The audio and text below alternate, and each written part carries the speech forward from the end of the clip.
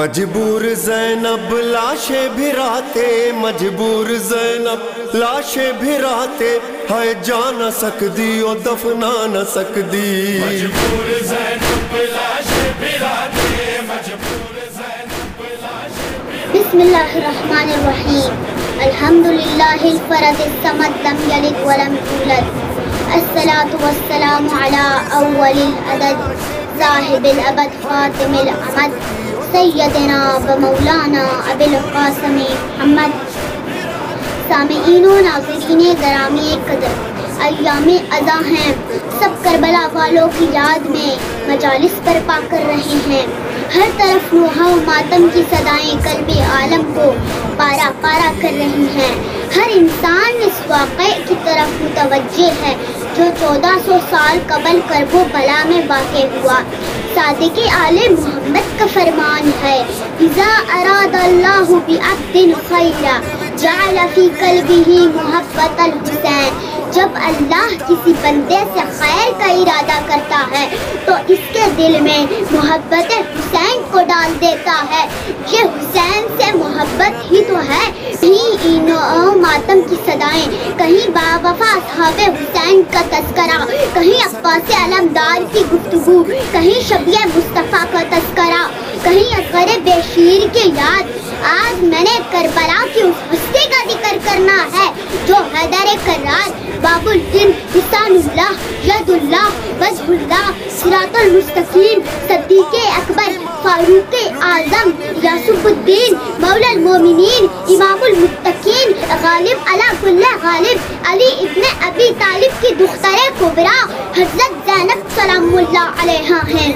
زینب کے معنی یعنی اپنے باپ کے لیے زینت، جناب زینب کے فضائل کے لیے اتنا ہی کافی ہے۔ اس علی ابن ابی طالب کے لیے یہ بیٹی زینت ہیں کہ جن کے فضائل کو شمار کرنا ممکن نہیں۔ کون زینب؟ بحر امامت کی گوہر یگانہ، چرخ ولایت کا واحد ستارہ، عصمت کی سمندر کا نگینہ، عفت کے آسمان کا تارا، نبوت و ولایت کا در، خلافت کے دریا کا صدف، ہمدردی میں مثل آسیہ، تربیت دینے میں مثل حاجرہ، تینت میں مریم، سیرت میں سارہ، نگاہ میں مثل خدیجہ۔ جناب زینب دنیا کی وہ واحد ہستی ہے جنہوں نے معصومین کے بعد درجہ کمال کو پایا، جو نبوت محمدیہ، ولایت علویہ، عصمت فاطمیہ، محاسن ہستیاں، مصائب حسینیہ جیسے کمالات کی مالک ہے۔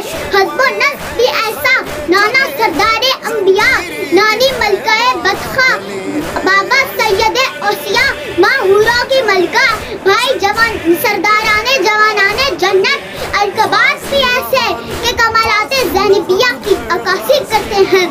عالمہ غیر معلمہ، ایسی عالمہ جس نے کسی سے تعلیم حاصل نہ کی ہو، محبوبۃ المصطفیٰ یعنی محمد مصطفیٰ کی محبوب ترین ہستی، موسیقہ یعنی قابل اعتماد شخصیت، امینۃ اللہ یعنی اللہ کی امانتوں کی حفاظت کرنے والی، نائبۃ الزہرا یعنی جس انقلاب کی بنیاد فاطمۃ الزہرا نے رکھی اسے پروان چڑھانے والی جناب زینب ہیں۔ راضیہ بالقدر والقضاء یعنی ہر حال میں قضاء و قدر پر راضی رہنے والی، فصیحہ و بلیغہ۔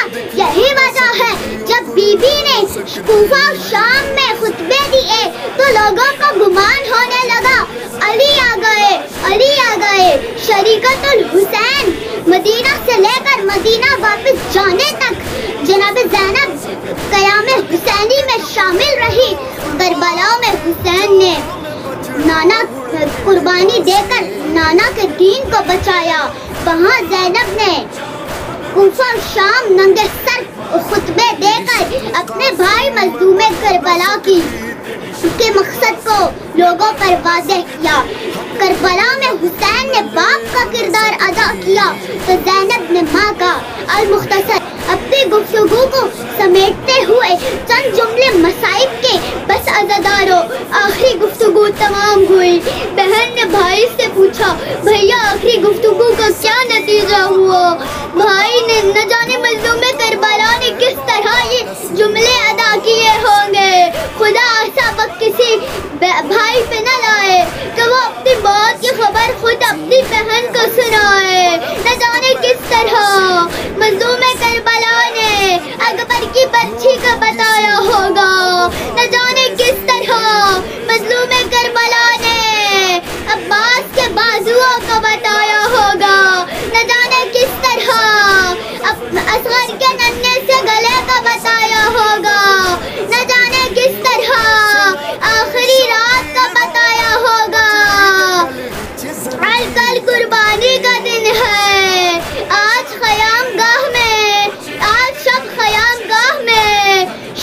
شہادت کی شب تھی، ہر ماں اپنے بچے کو سمجھا رہی تھی، کہو بیٹا کل قربانی کا دن ہے، تمہیں بنی ہاشم کے لوگوں سے پہلے تمہیں حسین پہ قربان ہونا ہے۔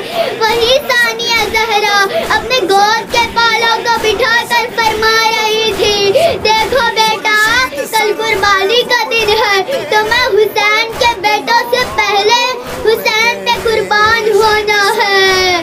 بس عزادارو پھر کہا فرمایا مولا میرے دونوں نونہال کوثر کے طلبگار ہے، اجازت دیجئے۔ مظلوم کربلا نے سر کو جھکا لیا اور فرمایا زینب تو نے عجیب سوال کر دیا، اجازت کا ملنا تھا۔ بی بی نے اپنے بچوں کو تیار کیا، ماں سے آخری الوداع کیا اور کہا ماں آپ کے تربیت یافتہ ہیں، آپ کو حسین کے سامنے شرمندہ نہیں ہونے دیں گے، اور مختصر میدان کی طرف روانہ ہوئے۔ یوں وار پہ وار کیے کہ لوگوں کو علی کا وقت یاد آ گیا، جب زخموں سے چور چور ہوئے، گھوڑا کی زین پہ سنبھل نہ سکے، آخر گھوڑے کی زین سے زمین پہ آنا تھا، آواز بلند کی السلام علیکہ یا امی، السلام علیکہ یا مولائی، السلام علیکہ یا مظلوم کربلا، انا للہ و انا الیہ راجعون۔